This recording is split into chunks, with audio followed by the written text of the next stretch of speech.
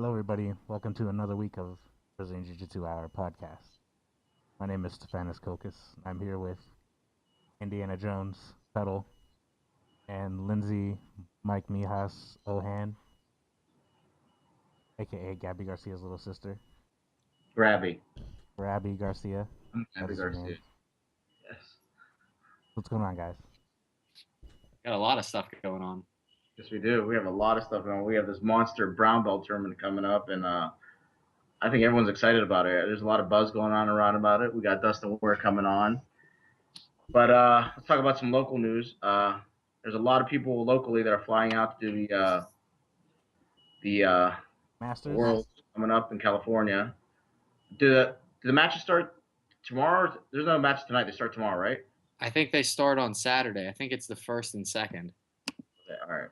Oh, so there's none Friday, right? It's just weigh-ins Friday? It's just the 1st and 2nd of November.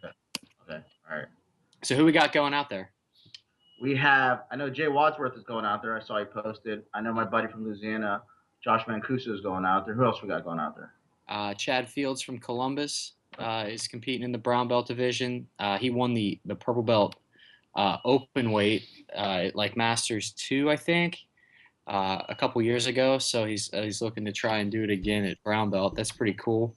That's it as far as I know. But I haven't been paying too much attention to the list. I saw a bunch of people posting today. They were tagging that they were at the airport flying out there, so which was making me super jealous. Yeah, I was pretty disappointed that your name was not on the list. I was actually looking at your division. So you're 41, puts you at Masters 3, probably heavy or super heavy, depending on how many McRibs are located in the state of California. So there's a lot of, since Stephanie's located somewhere here in Ohio. I didn't go get any yet though, but I will. It's just a matter of time till I invade the drive-thru. Well, anyway, you would have been one of 6 in the Brown Master 3 super heavy division. And as long as you didn't get disqualified for reaping, I think you would have done quite all right. There's always a good chance with me getting reaping being involved. So next year. Did you roll this week, Cody? You guys roll? I did. I went in on Tuesday. Trained my 1 day a week. Last week I trained twice. That was pretty good. Nice. Yeah, not too bad. This week I was just doing some other stuff. You know, I read about jiu-jitsu all day, just about every day. Yeah. I don't train all day, every day, but That would be nice. yeah, you know. I went to the Cleveland Browns game Sunday, and I watched about 2 minutes of the game. Yeah, I saw those pictures. We were watching the IBJJ Pro was the day before, so we're watching videos of all the matches during the Browns game. Was that the New York Pro? Yeah, the New York Pro. So we're watching all the matches, and then we're talking about the matches, and then we're reenacting the matches in the stand. And then people first thought we were doing Kung Fu. And then we were actually during the game we were yelling out different black belts names that were high levels. It was really funny. It was plus we had some alcohol in it, but it was so basically I don't pay attention to football that much. So I mean I like the Browns, so I'm from here, but the majority of the time, so we were 4 other jiu-jitsu people, so the whole time was about jiu-jitsu. We were grabbing each other, and then we were outside doing barambolos, and people were looking at us like we were weird and drunk. And oh well, that's what we did. Everybody else was drunk there, so it didn't matter. Yeah, that's right. So we looked normal. So yeah, you just blended in completely. Basically. So we got the November 22nd. We have Copa Padillo, we have Metamoris, and we have the IUP tournament. Edinburgh. Yeah. Wrong college. I'm sorry. Edinburgh. I keep thinking IUP. Yeah, the Edinburgh tournament. So we have 3 things that day, and we're gonna go in the morning to Edinburgh, and then one of us needs to pick to watch Copa Padillo, and then one of us needs to pick to watch Metamoris. So I like Copa. I'm not gonna lie. I like the where they're just gonna keep going till someone taps. I believe is the rules. Yeah. I guess that makes Metamorph my responsibility. Yes, it is. Metamorphosis is yours. So yeah, but that's No. okay. I have a weird feeling. My addiction to jiu-jitsu will make me do a split screen. Yeah. I'll probably have both on. I just put a deposit down on a place, so I'll probably have both on in my living room. Nice. We'll just head over to Stephanie's and watch it on a big TV. Yeah. In the ghetto somewhere. I'm drinking the hair. Yeah. So after those 3 events in December, it was just announced that the ADCC East Coast Trials for the 2015 edition of the Abu Dhabi Combat Club is being held in Charleston, West Virginia. So that's pretty huge for this area. 2 years ago, it was held in Columbus at the Arnold's while the Arnold's was going on. So that was pretty big. I have no idea how it ended up in Charleston, West Virginia, but that's pretty cool. I'm excited about that. Are we gonna go to that? I'll go to that. I'm gonna be there. I'll compete. I'm not competing. I will not be competing. I'll compete. I'm gonna watch. When is that again? December 13th. All right, I got Cody, when are you making your long-awaited return to the mats? The fans are calling for you. When are you coming back to the mats? Never. I don't buy that for 1 second. Just like know. I'm retiring every year. I don't, just. What do you think? Sometime next year, maybe next summer. 2016. I don't know. No, it's gonna be 2015. I have a feeling by next June you'll be competing. I don't know. Bother Texas until you compete.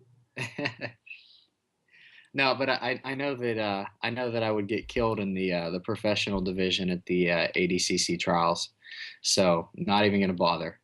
Did it once. It was a pretty cool experience. I'm glad I did it.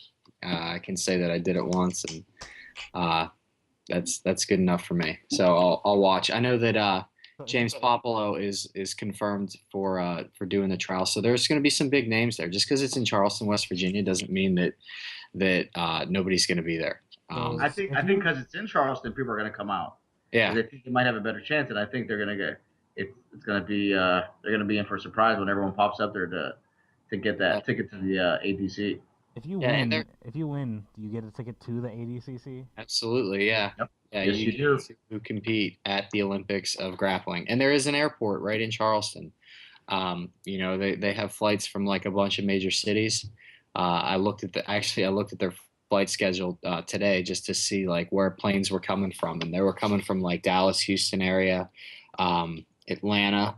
So major cities have an easy way to get to Charleston, West Virginia, and once you're in Charleston, like the hard part's over. Like it's the venue's going to be a 10-minute drive from the airport. All the hotels are going to be very close. So how do you sign up for that? Do you have to have your school sign up like you do the IBJJF stuff, or no, there's no restrictions since the ADCC has always been like a kind of a hybrid. They've had a lot of high-level wrestlers do well in the past, so they don't have any like crazy restrictions on who can compete.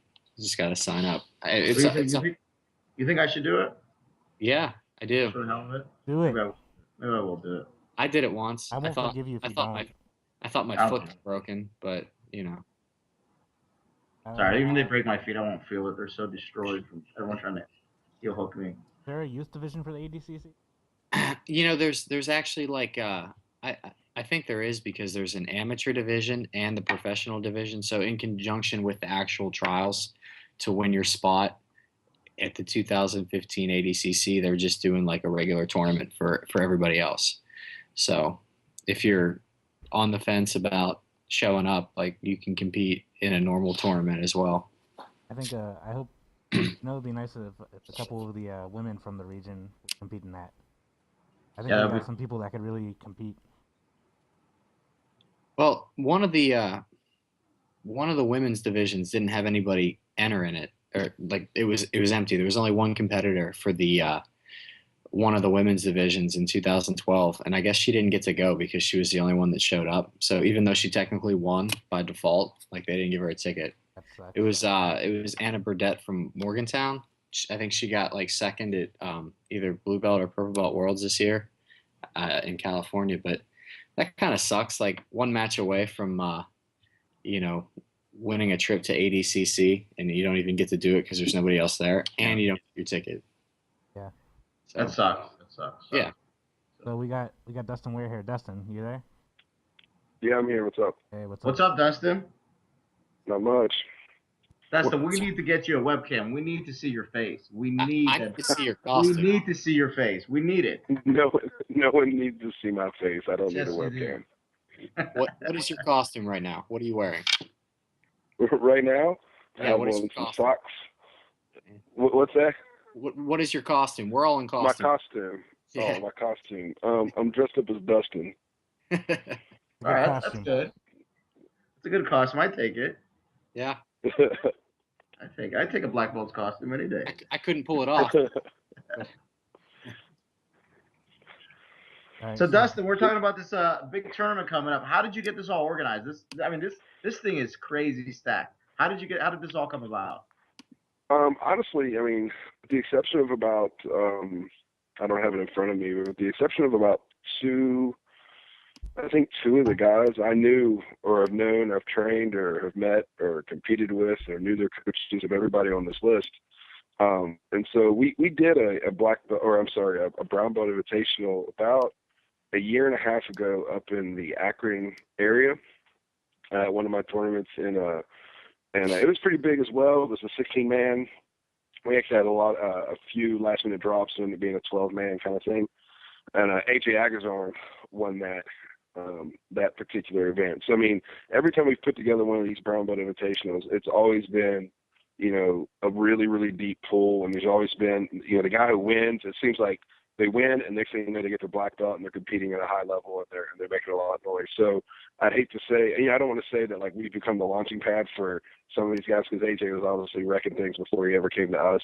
But many of our competitors, especially some of the invitations we bring in that aren't necessarily black belts already, definitely have used our organization to kind of get their name out there further. And I think this particular group of competitors is definitely the deepest, top to bottom. I mean, even the division AJ was in, there were probably realistically one or two that could compete or have had experience competing on that level. In this particular field, there are 5 or 6 that all have international level, not just competition experience, but medals and wins. And, they all train with very reputable coaches or have a background training with reputable coaches.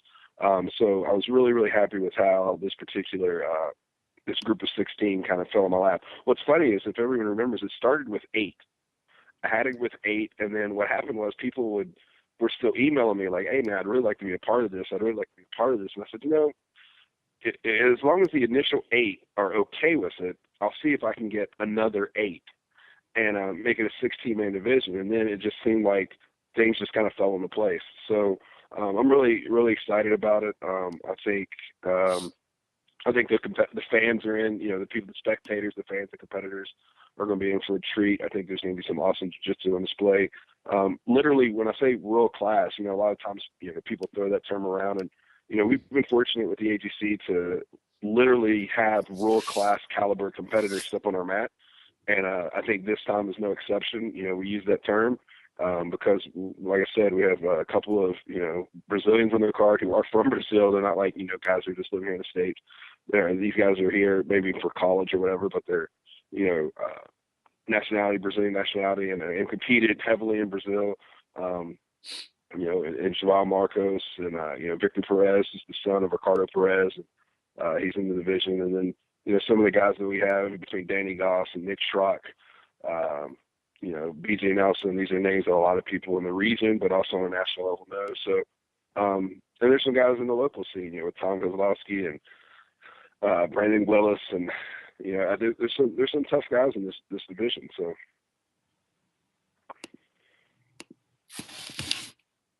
Dustin, who's your favorite? You can't put me on the spot, man. I think it's important. I think it's important to note that, even though you know a lot of these guys. Some of these guys have trained with you, are your students. You know, you're not playing favorites. You're not setting your guys up to win. Like, I looked at the bracket and I saw Tom Cause has the guy Joao Marcus from Brazil in the first round, and I was like, shit, that's a tough draw. You know, so you know what though, my students, even if my students would tell you the same thing, they would expect me to do nothing less. right, yeah, exactly. If anything, they would expect me to give them the hardest time to win. So Right. I think I would laugh if anyone ever said, "Oh man, your guy has so and so in the first round." Yeah, look at who my guy has in the first round. Right. So Yeah, I thought that was pretty cool. You know, it just shows how, the integrity of, behind the tournament. and there was a little bit of a balancing act because I do know some of these guys train together sometime. Some of them are former teammates, and some of them are good friends. And so it was like, but at the same time, there are matches that made sense as far as seeding. I mean, in a lot of my invitational divisions, everyone's pretty much got the similar background. There might be one person who definitely has a resume that's a little bit deeper than the others, but there's really no need to kind of seed those. Where this one, there were so many competitors. In my opinion, I felt like it was easy for me looking at it on paper to pick 4 that I could say, okay, these 4 were definitely my top 4. So based on the resume, it was BJ Nelson, Danny Gosh, Nick Schrock, and Joao Marcos. Those 4 to me, I felt like I could separate those the top 4, and then everything else kind of fit around it.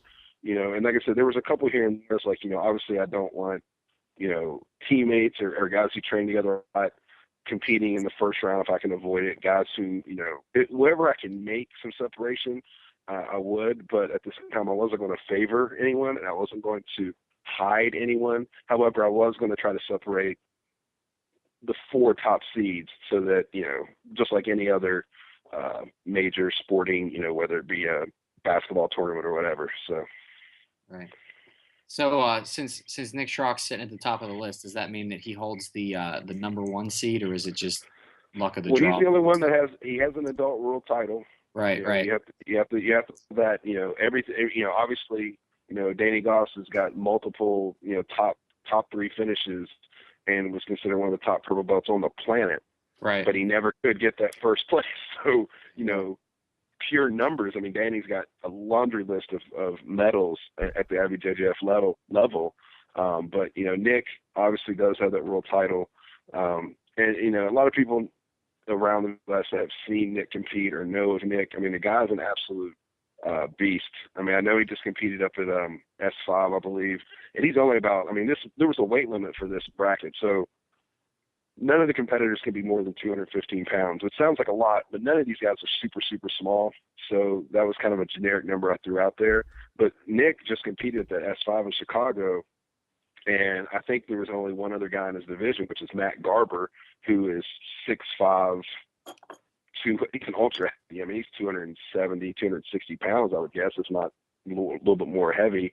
And Nick Schrock beat him, and I think Nick's probably around 205. So Schrock, they call him the Moose for a reason. He's a powerful guy. He's got the explosive jiu-jitsu. He comes from a great camp.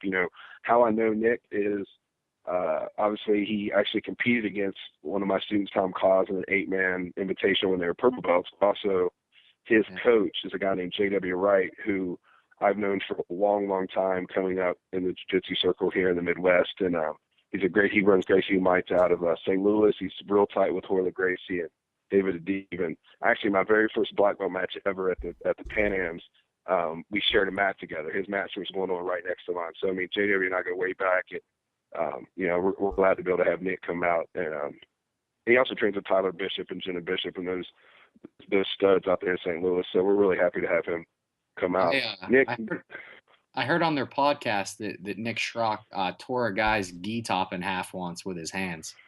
I can believe it. So, I believe it. Yeah, I remember that. I think I heard that episode like a year ago, but I was like, Jesus, like I just kind of like tried to like picture that, and it's not my hands. I'm not doing that. Yeah, he's not big. It's relative. When I say people aren't that big, my students at school always make fun of me. We're like, oh yeah, he's not that big. He's like 200 pounds. And I'm like, And, my students were like, what are you talking about? And I was like, well, it's relative. I'm way bigger than 200 pounds. So, but he's not really that big of a guy, but he is really powerful. And it shows when you watch him roll. He definitely, is position heavy, but he's not one of these guys who's just trying to lay and pray and control you. He's going to finish if he sees an opportunity. So, I like his style a lot, and, we're happy to have him out and compete. He doesn't have an easy matches for his match with Tim Davis.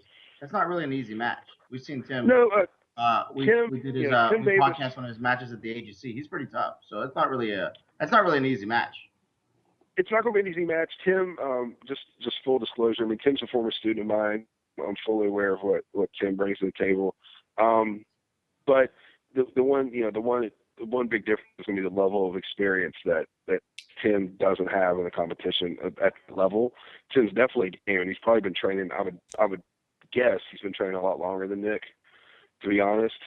Tim's got legit skills. He's been around for a long time, but he just hasn't. He has a career in law enforcement. He doesn't really have the time to compete at that level, nor that's not really his thing. I mean, he does jiu-jitsu because he loves it, not because he's trying to open an academy, So, I mean, this is definitely, for my students and this, from my point of view, I should say, time one of these guys gets the chance to roll against like a Danny Goss in a competitive environment, or a Nick Strock, or any of these guys, really, it'd be embraced. I mean, that challenge should be something. I mean, we do jiu-jitsu because we enjoy challenges. We like puzzles, and we want to try to figure out how to beat the puzzle. And so really all it is an opportunity to go against a really good puzzle and see if you can figure out, use your skills to go against this puzzle. And so, I'm sure Nick probably looks at Tim the same way Tim looks at Nick, but the thing is, 60-man, yeah, you can focus on Tim all you want, but you got to figure out who your next match is going to be against and figure out that one too. So nobody, in my opinion, really has in this bracket who was aiming for.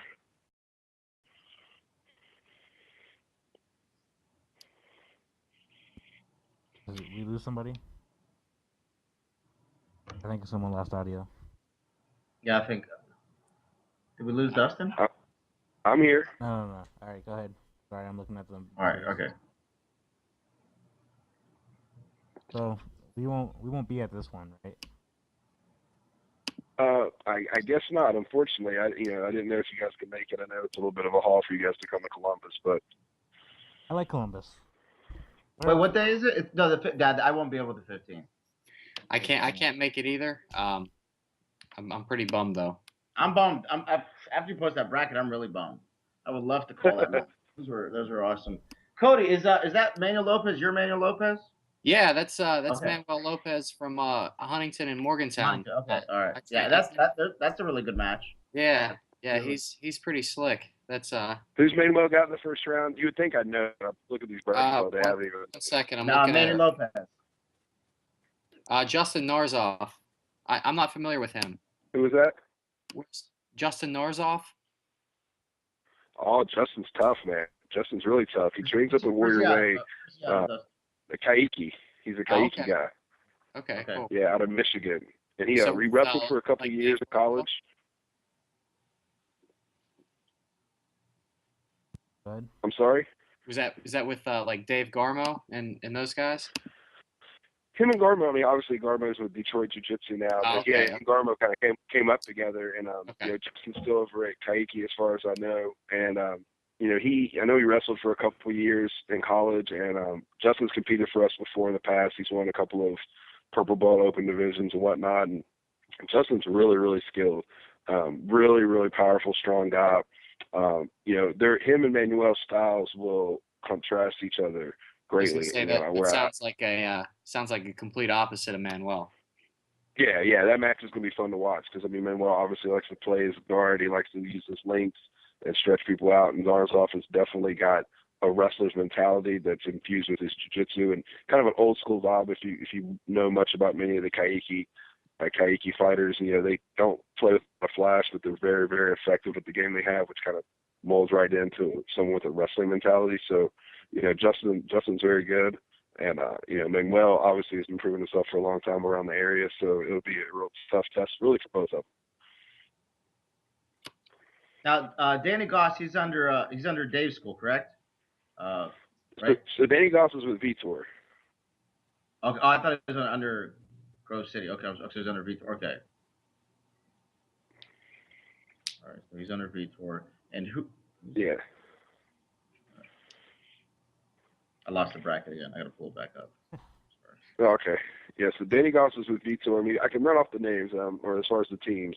The one dark horse I don't know much about is Victor.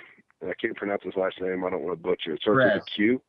Oh, no. He's originally from California, and he lives in Indiana, and he's a student under Corler Gracie. And Corler's actually coming. He's coming with Victor, and so Corler's actually doing a seminar at my academy the night before the tournament.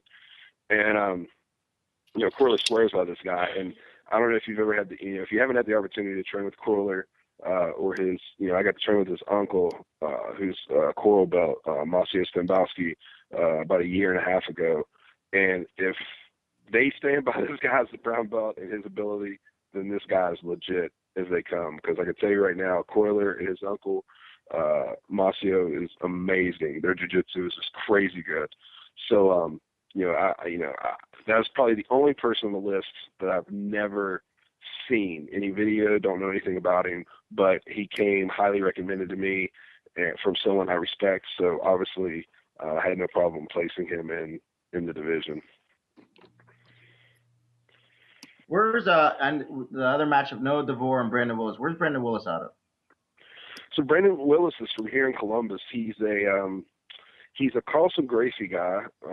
He used to train with Arthur Ruff, and then I believe he got his brown belt under Arthur, and now he's with Carlson Gracie in that group. He's competed some, mainly when he was blue and purple belt level. He's more of a physical specimen. The guy's going to be in great shape. He's got a real technical game. He kind of plays an open style the times he's competed with us that I've seen. But Noah, I was really impressed with how Noah looked in Pittsburgh. And so when I decided to put this brown belt invite together, he was actually one of the first people I contacted because I was really impressed how he held himself up against Cameron. And, I felt like he was really facing an uphill battle. I didn't think there was a chance that he would last as long as he did, because Cameron kind of once he got his motor running and he got through the first couple of matches, I thought by the time he got to this guy in the finals, he would just destroy right through him. And yeah, he won, but Noah still showed me a lot. And then the more I started digging up, researching on Noah and who he was with and who he had trained with, I have great respect for Mike Moses there in Maryland, D.C. area. So he came highly recommended, and I was just really impressed with the skills and the kind of physicality he played with. So I think he's someone that could do some things in this bracket. Actually, we were talking about that right before we went live. I was actually saying that about Noah, how well he did, against Cam, and I think he's someone that I think he'll be in there towards the end. What do you think, Cody? Yeah, I think so. If you dug hard enough, you probably saw a video of Noah tearing my shoulder off. So, I know firsthand. And if you dig really hard, there's one of him tearing my shoulder off too. Right before that. Yeah, right before that same tournament, he tore my shoulder off. Then he tore Cody's off. So we both. He gave it back to me, but it he never gave it back to me. Never gave it back to me. So it's just rip it out. Yeah, he's a tough dude. So what are the rules for the invitational division? What kind of special rules you got going on? It's going to be we're going to keep the matches short. Well, shorter. We're going to let them be 7 minutes, just because we want to promote action. That's one thing I always try to do is promote action. So just a minute shorter than what they would be under federation rules. However, I do allow, with the AGC, I'm a little bit more liberal with submissions. However, I don't go overboard with the gi. So these competitors can do knee bars. They can do calf and bicep slicers. We're not limiting that. Obviously, they can't reap or anything. They can't twist, no heel hooks like in the gi. But they can go for their slicers and their knee bars, and there's no repercussions for that. Really though, it's going to be straight up. I mean, there's not going to be anything different. I mean, it's going to be points. It's going to be 7 minutes, and we're going to run right through this thing and see who stands out on top. I mean, we're going to run it like a regular tournament. Like it's really, we're going to run it like a regular division. It's just going to be the first division of the day. And, you know, we had the rules meeting at around 12, and then we'll start the matches. And I'll probably run 4 of them at a time just to kind of get everything going and go from there. I mean, obviously, hopefully people are going to be videotaping and we'll get these matches individually. And let's see if I can maybe get a couple people out of the stands that I know, say, hey, can you videotape this match and then post it online? And you videotape this ring and post it online. Because obviously I don't have a camera crew or something there, but I think these are going to be matches that people are going to want to see. So if we could, you know, if anyone's listening to this and you're coming, you know, pick a ring, try to videotape that ring during the invite and let me know about it, and we'll make sure it gets posted and get credit for it and the whole nine, because I definitely think this is something that, you know, people are going to want to watch. You know, it's a shame that you guys can't come. I really wish we were going. I'm really pissed we're not going. Yeah. That sucks. Well, I got other big plans in store. I got obviously March 7th, we're doing that same tournament, same weekend at the Arnold's, and I'm working on a really cool venue for that particular weekend that it'll be kind of a paying homage to the first ever BJJ tournament that was held here in Columbus. You know, the very first BJJ tournament held was in 2000. It was the Helsing Gracie Nationals. It was over on the OSU campus in what used to be called the Jesse Owens. It was like a recreational center. Yep. And it was right next to the Horseshoe. And it was really small. I remember there were a couple of purple there. And I mean, Brian Anderson and I could have, you know, they could have walked on water for all we knew. And so anyway, that building's gone, and there's now this huge recreational, it's called the RPAC, and it's this huge multi-million-dollar sports complex that's like open to all the students at Ohio State. Well, I'm trying to see if we can secure that as our venue for the big March 7th tournament, the same weekend as the Arnold's. And I'm trying to also, I'm efforting a couple of big sponsors, because what I would like to do is, if you remember back in the day, they used to, GLC 2000, the glucosamine company, used to sponsor the Arnold's, and they would have these big grappling divisions, and that's when you saw like the Marcelos and Salos. It was like $3,000 a division. You know, these companies put up like $12,000 in sponsorship money. This is before, obviously, there was any, you know, ADCC wasn't really that big yet, or not as well known here, and there were no other federation tournaments, and there's not a lot of money tournaments out there. And I'm not saying I'm going to be able to secure that kind of sponsorship, but I am trying to get enough sponsors so that we can hold our own 3 separate divisions, invitational, 8-man invitationals in 3 different weight classes, with a pretty large cash prize for that March 7th competition here in Columbus at, you know, the return of Jiu-Jitsu to the campus of Ohio State 15 years later. So that's kind of what I'm working towards right now. So hopefully you guys can try to figure out a way to put that in your schedule, being that it's 5 months away. That would be awesome. That would be awesome. I competed at the convention center. I think it was 90. Was it 98? Was that the year after the Ohio State one? So the Ohio State one was in 2000. It was the first Gracie one, which was in 2000. Okay, I did one in 98. Who was the one running the one? It was at the convention center. Was that the? It was probably well, the very first grappling competition that was held at the Arnold's was also in 2000, but it was ran by Jason Godfrey. He was an MMA guy. Him and I think Shamrock put one together. It was one mat, and it was over in Hall C. And I actually attended. I didn't compete. I was just there to watch. And that was the very first year that the Arnold's had grappling. But before that, there was a tournament in the area that was run by a guy who does traditional martial arts. And he ran this thing called Battle of Columbus. And he would run tournaments at the convention center, and they would always put grappling divisions. So that's probably probably what you competed in. It was a long time ago. No, I did a couple before the. I did a couple at Arnold's too. When I did the one when I think it was 2001 also. I think I did okay. I did the one in 2001 where they had the big fight with Monson. Yeah, I was. If you find some old footage of those, you will find me. Matt side for those. I was definitely there for the Pedro Pano Monson issue, and then there's one where there's a fight broke out with Libera. He kind of went off the deep end during a match, and then but probably the biggest fight that happened. There were a lot of fights back then. Yeah, there was, but probably the biggest fight happened to be during the first year they did the female pro division, and I don't know if you're familiar with Master Bob Schwarmer. He's a old school guy, runs a school called Combat Do out of South Side of Chicago. And his daughter was in a match. I can't remember if she was going against Terry LaRosa or she was going against, and I'm sure you know this name, Cody, if it was Kisma. I can't remember which girl she was competing against.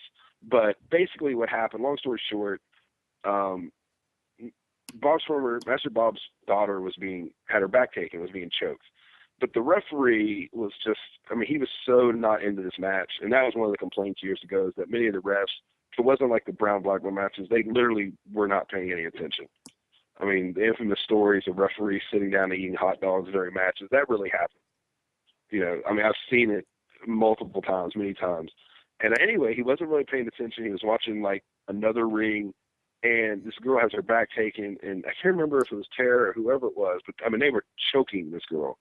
And she was clearly out, but it wasn't like she was out for like a second. She had been out to the point where finally someone got his attention. He got down and finally got the match over with.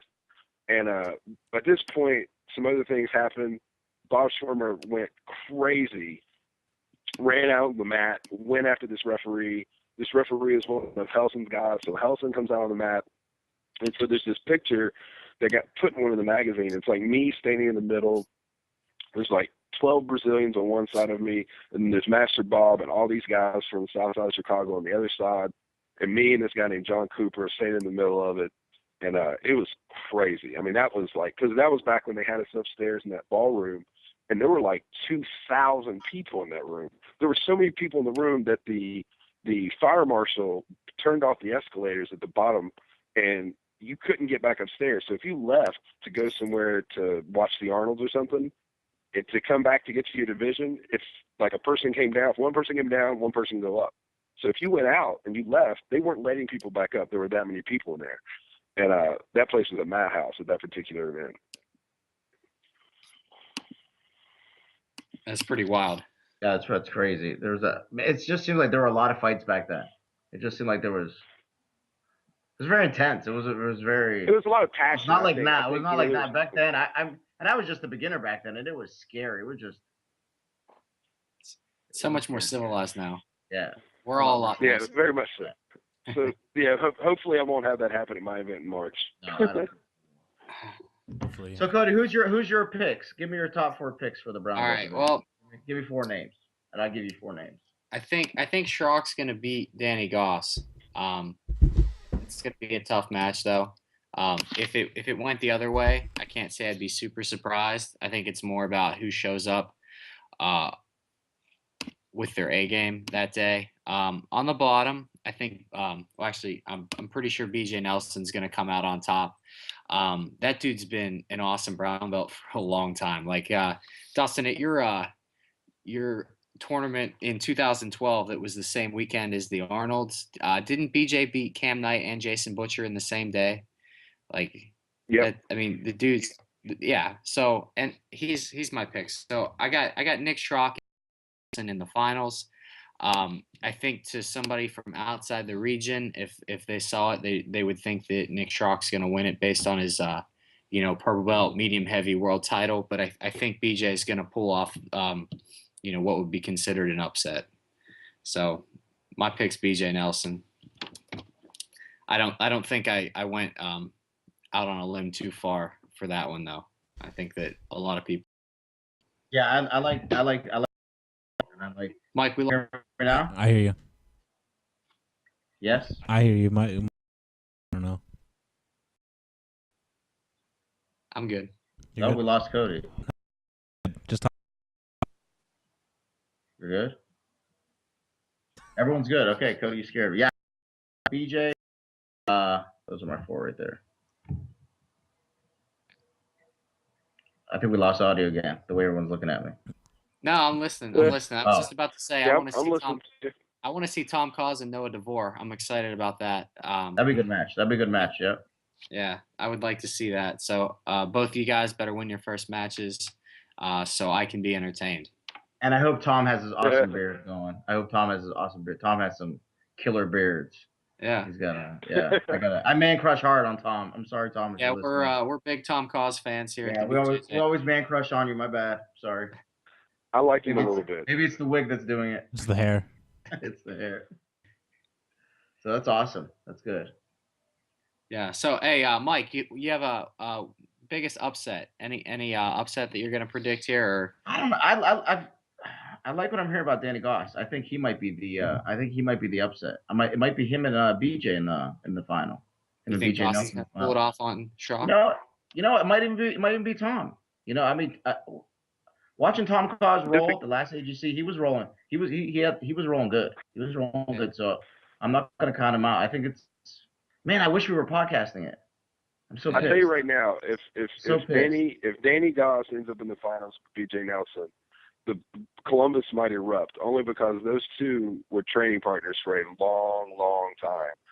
Danny is a former Helson Gracie guy, and him and BJ were good friends, good training partners. I still think they're cordial. I don't think there's anything like that. But obviously, they're about the same size. They trained together for a long time. So with this field being as deep as it is, and if those two would actually reach the finals at the state championships, which, by the way, Team Helson Gracie has won the gi division at the state championships for 5 straight years. So, if those two would end up in the finals, it would be an epic match, because it's not like these two have not probably fought each other in the gym when they were training partners hundreds of times, literally. And can't say that I wouldn't want to see that match, because, like I said, I think all of these matches are going to be awesome. But that would be one that, at least for the people here in Central Ohio who know both of them and kind of knew they came up together and that whole thing, it would be pretty awesome. So. Awesome, can't wait. Well, I think everyone's really excited. I'm glad you were able to take some time and hop on and talk a little bit more in depth with us about the bracket. Give everybody kind of like an inside look into what went into putting it together, making the brackets. Who these guys are. You want to give everybody some information on how they can watch it live or sign up to compete on the 15th? Yeah, definitely. So, we have online registration open right now for both adults and youth competitors, 6 to 17 years old. You can register if you go to our website, AmericanGrapplingChallenge.com. Right at the top of the page, there's a link. You click it. It's got the online registration. However, when registration closes, you can still register at the door. All adult competitors can still register that day. So even if you forget to register online, or you're not able to make it, or you don't like to pay with a credit card or whatever, you can still pay cash and you can still register at the door on the 15th there at the venue, which is at Pickerington High School Central. It's where we run every single one of our state championships. The address and everything's on our website. Again, AmericanGrapplingChallenge.com. Also, for anyone who registers online, this is online registration only, they will be able to attend the seminar, 2.5-hour seminar, Corley Gracie on November 14th at my academy for only $20. So, it's going to be a full weekend. You can compete. You can come to a world-class seminar with Corley Gracie. He's one of the best untapped, unknown guys that a lot of people don't know who he is. He actually won the very first 8-man black belt division I ever hosted. It was for $1,000. I put him in it. No one knew who he was really outside of northern Indiana, and this guy just smashed everybody. Corley is a beast. So I'm really excited to have him at my academy to teach on the 14th. So if you register online, you can attend the seminar for only $20. Again, AmericanGrapplingChallenge.com. If you forget to register online or you don't get the chance to do so, all adult competitors can register at the door on the November 15th at the venue. All right. Thanks again, Dustin. Awesome. Thanks for coming on, Dustin. Absolutely. Thanks, you guys, for having me. Thanks for the continued support always. And if you guys ever want me back on, just let me know. All right, buddy. I do. Thanks. You have a good night. Thanks. You too. Man, that's a big thing for us to be missing. No, I'm so pissed. The matches alone sound. Oh, maybe I can try and get out of this birthday I have to go to that day. If I can get out of it, maybe we can. Man, that's so awesome. Yeah, I thought it sounded cool when it was the 8-man, and like Tom Claus and Noah were in it. Then it just blew up. Yeah, I like to see Noah and Tom Claus. I like to see both those guys. Another guy I'm interested in seeing roll is Rocky Edwards. He's from like the Columbus area too. He's a pro MMA fighter. Yeah, that's what I thought. Yeah. My buddy Todd Bevan fought him probably like 2 years ago now at this point, maybe like a year and a half ago, and beat him on a decision. But like since then, like Rocky's beaten a lot of dudes, and I know he did the ADCC trials in 2012. I watched his match against whoever won the Ultimate Fighter reality show that year. I think his name was like Colton or Colt something. I don't know, some dumb name. I don't watch MMA anymore, so I didn't know who he was, but I'm kind of interested to see how he'll do in the gi, since obviously You MMA. think Rock might be a dark horse? You think he might? Well, even if he wins his first match, he's got BJ. I know he's got like pretty good like knee bars, but I don't think it's going to be enough to stop BJ from advancing to the semifinals. But you know, maybe he's probably a tough dude. You know, most of the guys that fight MMA, you know, put on a gi and it doesn't change their tenacity or their toughness at all. So you know, it's not going to be an easy match. He's a tough dude. So Awesome. Put on a good match for sure.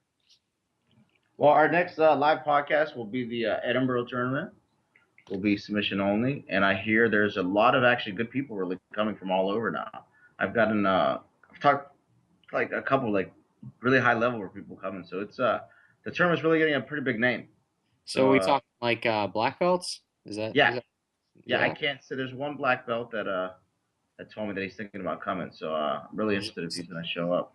Is it Marcelo? No, it's not. No. It's not that high level, but he's good. That'd be awesome with Marcelo. I don't think Marcelo will ever compete again. I'm pretty sure. So I don't think he doesn't have to. When he doesn't have to, and I don't think it's financially. I don't think it's really in his best interest because now it's with the MG in action. Well, you know, even if he lost, like people see him get tapped out on MG in action, and it doesn't change anything. You know? But he went out on top in competition. He did. And that last ADCC, he was just. How often does that ever happen? Like nobody ever does that. You know, nobody goes out on top. They keep trying their luck, and then it's all downhill. So that's pretty awesome. Yeah, it's like those 4-year-old guys that can't let it go. They keep rolling and they keep getting smoked. And that's right. Putting on wigs. Yeah, they put fucking crazy wigs on. I know those guys, but okay.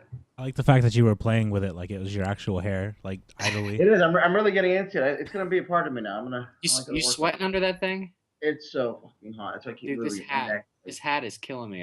And it smells like an old. But I refuse to take it off because that's our show. This is the. Yeah. This is the show. I got this hat at an auction on Saturday, and it smells like an old man. So. How much did you pay for it? $10. That's not bad. No, I'm pretty excited. If anybody wants to come tomorrow to Rob Sullivan's house in Hubbard, Ohio, we're doing an all-night rolling. Everyone that's listening right now is welcome. But we're rolling in our costumes. So I'll be rolling with this wig on. So you're going to be rolling with the wig on as Clark Gracie with long hair. Welcome to come roll. We will be rolling. We start at 6 p.m. and we are going to roll all night.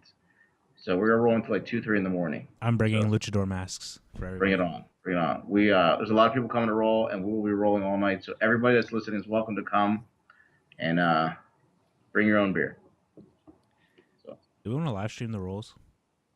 That'd be cool. Yeah, we could. I'm going to be extremely drunk. So. I mean, yeah, we'll give you a microphone. Awesome. That'd be great.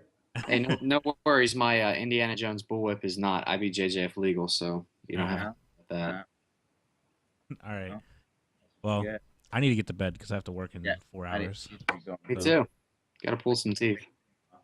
All right, everybody. Thanks for joining us for another week.